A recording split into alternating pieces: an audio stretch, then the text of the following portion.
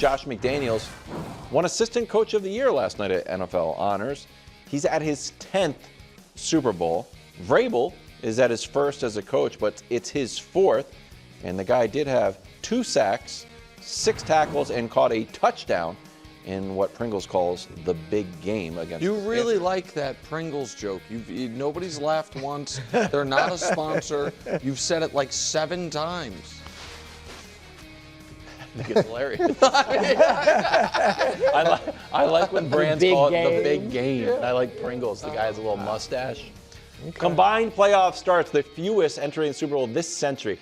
I got Josh really on board with this century. It's fantastic. Mm-hmm. Mahomes versus Jimmy G, 6 total. Darnold versus Drake, 6 total. So there's a mix of not experience for the coach, for the players. Cooper Kupp was already got a Super Bowl MVP.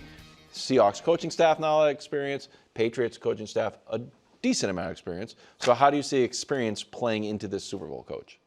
Yeah, it's really important. When we went to our first Super Bowl, Bill and a lot of the guys on the older guys on the staff, like Romeo Crennel, had experience, Super Bowl experience, so they could take us through a lot of things that you don't think about, like the extended pregame warm-up. Yeah. So you don't come out, because oftentimes guys will come out early and they'll be hyped up and they're ready to go, because I think as soon as they go back in the locker room, like a typical game, it's not that long till you're back out and ready to play. And guys will be exhausted by the time the game starts because they got ready too early. And it's the same thing on halftime. Typically you come into halftime, you go and get a water, use the bathroom, whatever, come back. If they say a few words defensively, offensively, make a couple adjustments, and then you're back out. But the halftime goes forever. You could take a nap in there, and it's the same idea of you want to be peaking at the right time. You want to talk to the guys at the right time so that you're maximizing the start of the second half. Things leading up to the Super Bowl, you wouldn't think about. Tickets, dealing with family and friends, all the other distractions, all that stuff comes into play. So you think that's like a mental tax if you don't know how to deal with it? It's exhausting when you knew how to deal with it. And Bill was very good at saying, this is how it's going to happen. So tell all your friends and family, don't even call. And he could be the bad guy. But they want to go to a party. They want you to help them get this. Can you get this autograph? Can you do that? There's people pulling at you constantly, because it is a huge event and it is a big moment, not just in your life but your family's life, but it's taking you away from what you really need to focus on, which is the biggest game of your career. So just understanding that going into it and being able to deal with those different moments, I really feel is a huge edge. And I'll say the last edge is if things go wrong during the course of the game. That's another. Josh can help navigate Drake Maye through those waters because he's done it so many times. Yeah, you hit on it at the end. I think it's a huge advantage for Drake Maye because of McDaniels being there. Like anything Drake sees or experiences, Josh McDaniels is going to have an answer based on all his experience in the Super Bowls before. He will have seen everything. Darnold's not going to have that. Like, he's not going to have anybody there with that level of experience who can say, yeah, we were down big before and we did this, or adjustment. So, and then all the stuff you mentioned as well, locker room, halftime stuff. So I think this is big, particularly for Drake Maye versus Sam Darnold. Can I just add one other thing? Is I would also say the experience that Mike had as a player, so that was something that Bill couldn't give the group. He couldn't give it from a player's perspective of playing in the Super Bowl. He gave it from a coaching perspective. So Mike now has that ability to bring, hey, this is what it was like as a player. These are the mistakes that I made as a player. And that's a totally different level of understanding than just from the coaching purview. The reason I liked this question, and Nick, I'll give you a pop quiz, I think it's a question about nerves. So Nick, your pop quiz is, who's number 1 on your I'm freaking out power rankings in the game? Like, oh, this guy's freaking out and nervous. It's Drake Maye followed by Darnold. I have the reverse. So I certainly would have had and you can say it's recency bias. It literally is recency bias. I think the level of calm that is gained by Sam Darnold saying, the last time I played a football game was the pinnacle of my football life. I've played this game since I was 6 years old. I've never played a better game, and it was arguably the single greatest game I've ever played, inarguably the biggest game I've ever played, as opposed to Drake, who the last game he played with 6 minutes left needed a pep talk from Josh McDaniels on the sideline because he was kind of freaking out. And again, credit to Josh McDaniels for being able to coach him through it. And listen, I did tiers on Wednesday, and I put Patriots coaching staff at the top as far as the biggest, the best unit in this game. So I am not going to disagree with much of anything Coach said. It is worth noting, though, that one of the oddest facts or stats in NFL history is in the 9 Super Bowls Tom Brady played with the Patriots, all with Josh McDaniels, if we're saying, in some capacity, in the first quarter of those Super Bowls, they scored 0 touchdowns. They've never, all the experience, whatever it was, that Josh, even with peak cyborg Tom Brady, always started slow offensively in these Super Bowls. And now, again, I don't actually think that means they're going to start slow with Josh in a different place, different quarterback, all that stuff. But he has not, even with all that experience, cracked the code on here's how we jump out on them early. And so I think there is that. I also, this is going to sound kind of a little silly, this is where I do think there is some level of East Coast bias in how we talk about certain things.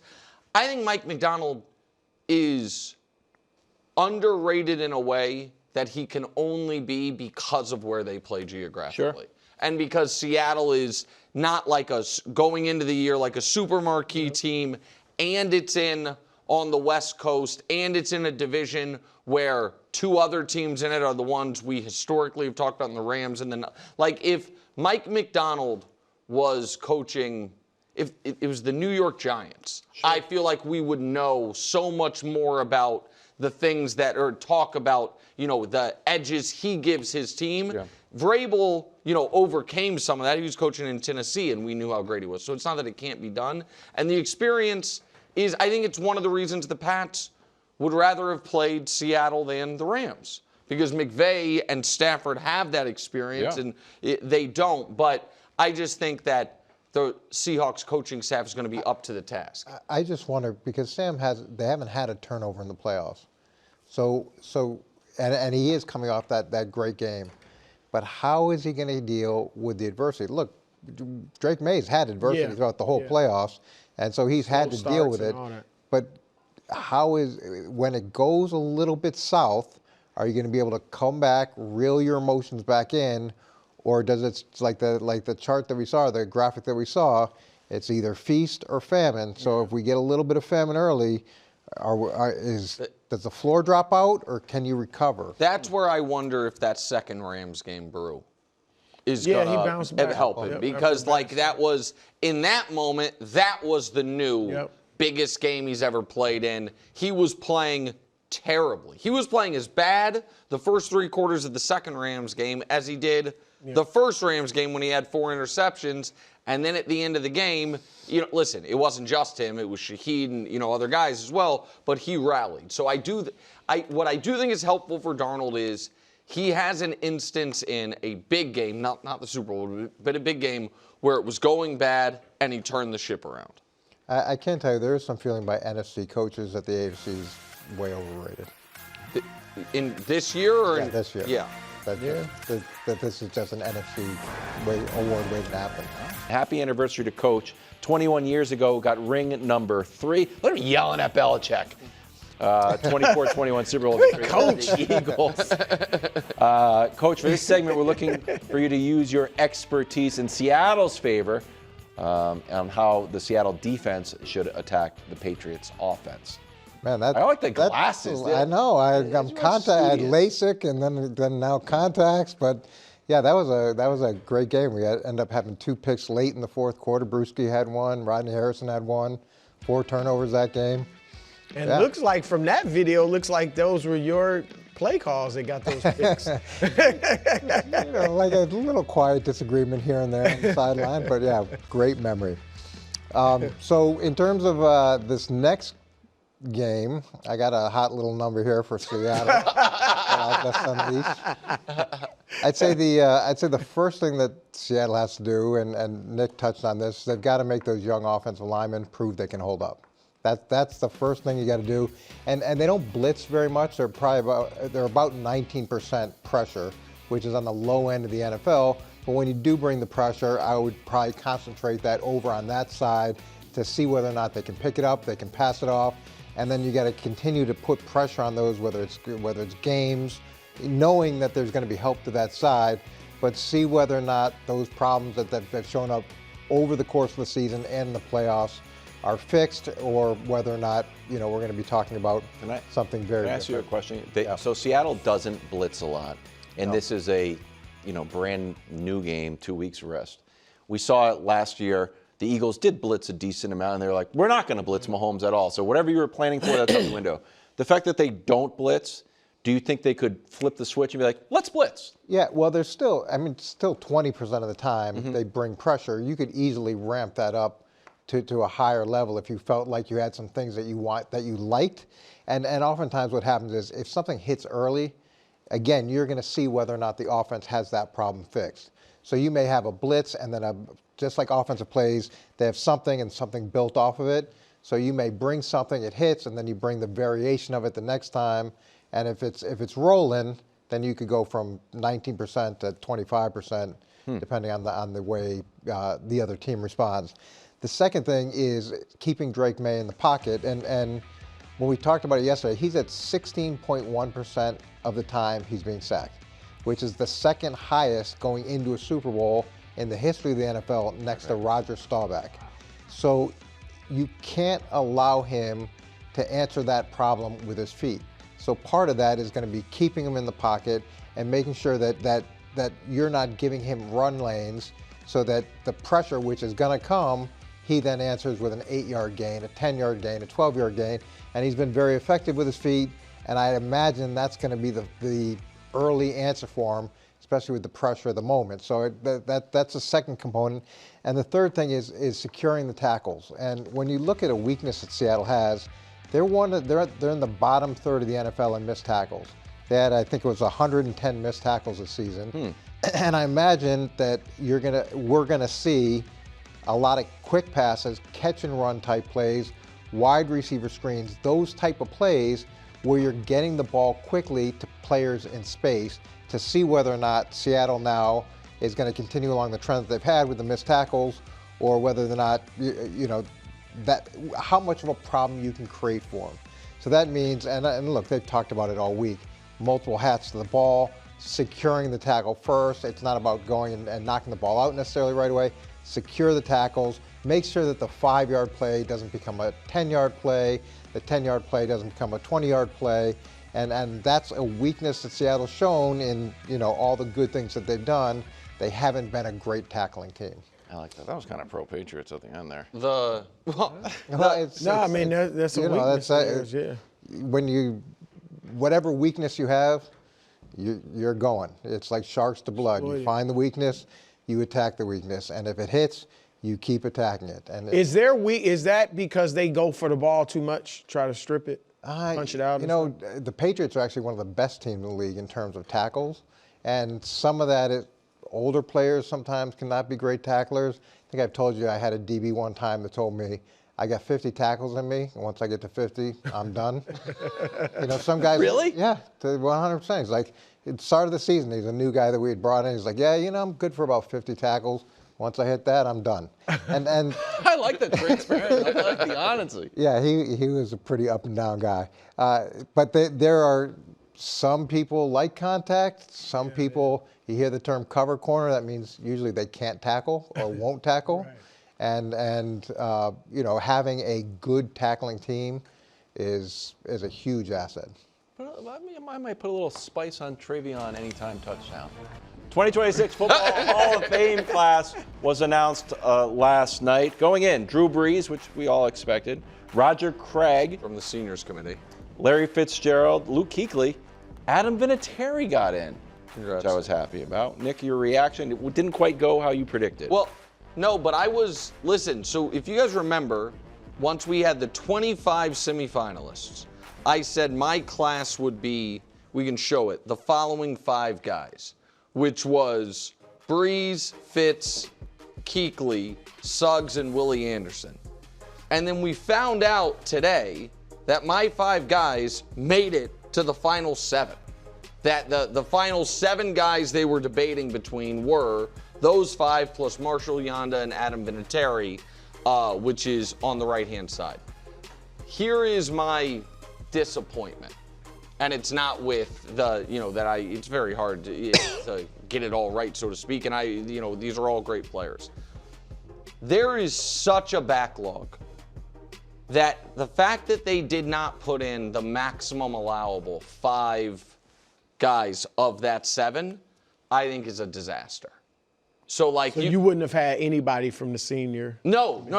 You can do 5 contemporary and up to 3 from the senior. You can have an 8, but they're 2 totally separate processes, and you can have 8. But they only put in 4 guys from the contemporary era, and you can put in up to 5. And the reason I'm saying it's a disaster is because new to the ballot next year is Rob Gronkowski, Big Ben, Adrian Peterson, Richard Sherman, and again, if you think of him just as the football player, Antonio Brown. All 3 of those guys to me are no doubt first ballot guys. And the other one, and then do what you will about AB, Sherman's definitely a Hall of Famer. I'm going to say AB is a no. But Cam's on the ballot. I don't think Cam's going to get in. But regardless, my point is, next year you have 4 guys that are not currently on the ballot that are going to get in at some point. Gronk, Big Ben, Adrian Peterson, Richard Sherman. So the fact that, Torrey Holt, Reggie Wayne, Terrell Suggs, all the offensive linemen, you didn't put one of them in this year. It's just the backlog is getting bigger and bigger and bigger. So that was my takeaway. The 2 things that stood out to me, Vinatieri on there, this is his 2nd year of eligibility. So that makes me think they were thinking, okay, 1 year punishment for Spygate. Oh my gosh. No, I'm saying, but they didn't keep. Punished? Well, no, I'm saying. It's on the board. They were going to try to keep Belichick out longer or whatever. Okay. I'm saying that makes me think, okay, this was a kind of a 1-year deal for Belichick. He's not going to be first ballot, and he'll get in next year. I don't know what to think about Kraft. I thought it was punishment, but he's been eligible for years. Second thing was Roger Craig. And I have not typically thought of Roger Craig as a Hall of Famer. He was a very good player when he played. But I think, Coach, over the years, Roger Craig was more like a typical back today, where he was a rusher and a passer. He had 3 years where he rushed for over 1,000 yards. Only 1 year, he went for 1,500 that year, but only 1 year where he rushed for 1,100 or more. But he was a great receiver. He led the league in receptions 1 year as a running back. He had 2 years of over 2,000 all-purpose yards from scrimmage or yards from scrimmage. Kind of like, he was a lot like McCaffrey. And I think as these backs have become more common and McCaffrey's obviously getting a lot of love, not so much as a rusher. Back then, the top running backs it was for rushing. He was the first Eric 1K, Dickerson, 1K guy. Yeah, Walter Payton, all that. And so I think as time's gone on, more backs have been like him. People have said he was kind of that first guy like this. And you give McCaffrey and these guys love, you got to give him love. And also Iowa Mafia. He's from Iowa. Yeah, this is the noisiest Hall of Fame sort of process that I can remember in the most recent past. And to Nick's point, why wouldn't you take the opportunity to put in 5 if you could put in 5? So there's that component. There's the other component that we talked about with Bill and Mr. Kraft. But I can just say that Adam Vinatieri, oh my God, is he a Hall of Famer in my heart forever and ever. He changed more lives than anybody. The kick he made against the Raiders in the snow, unbelievable. The pressure kick against the Raiders, I mean, he was absolutely money. I don't know what psychological trait it is to be that money in those clutch situations, but he's special. Is there enough? You know what this reminds me of? You know how I dislike the Richter scale of odds for comebacks? Yes. And it's like every week there's one game that's like, this was 99-1, Yeah. and they came back. And then the next week, 99-1. Like, how are there 100 games being played? Yeah. I don't realize. It just feels like the model is broken. Do you feel like between Belichick, Kraft, only 4 modern guys going in, that the actual structure of voting needs to be tweaked? Listen, I think that the way because I like that it's exclusive, personally. I think once you whittle it down to the 7, because they go from 25 to 15 to 7, and then the 7, everyone then submits a 5-person ballot, and you need 80%, you need 40 votes, and that's how you can end up getting, short like this, splitting votes. The tweak I would make, because I do think we should have 5 people. We're not going to have a year it's like, man, they let in a bum. Yeah. Like, I mean, Torrey Holt's like a been runoff. waiting. Reggie Wayne's been waiting.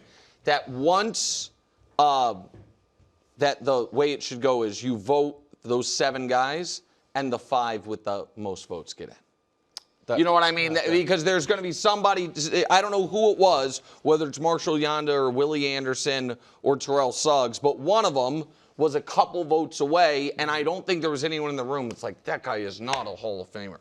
I also would like to say one other thing very quickly. I think I was wrong about something, and I'd like to say it. I think it's good they leaked the Belichick news. Definitely. Because if we found out last night that Belichick was not a Hall of Famer, none of these guys, it's their Hall of Fame. You know what I mean? So, like, in the moment, it felt like, oh, man, it's taking away from stuff. But if we found out at the ceremony Bill Belichick didn't make the Hall of Fame, it hijacks the day before the Super Bowl. It hijacks all of their moments. I'm glad it leaked out when it did. I'll tell you what. Vinatieri had to wait a year. Kraft is still waiting. Belichick's waiting. If Gronk waits, there's going to be some furniture moving. There's going to be some Gronk furniture is where moving. you draw the line. Huh? Yeah, you know what? Enough is enough. There's I gonna be don't furniture think moving in here. I don't think Vinatieri was punished at all for Spygate, just for the record. I just think it's hard for kickers to get in. Yes. You know what? That's my take on Wouldn't it. have been hard for him. Thanks for watching. Subscribe here to get more from the show and to check out clips from other shows on FS1.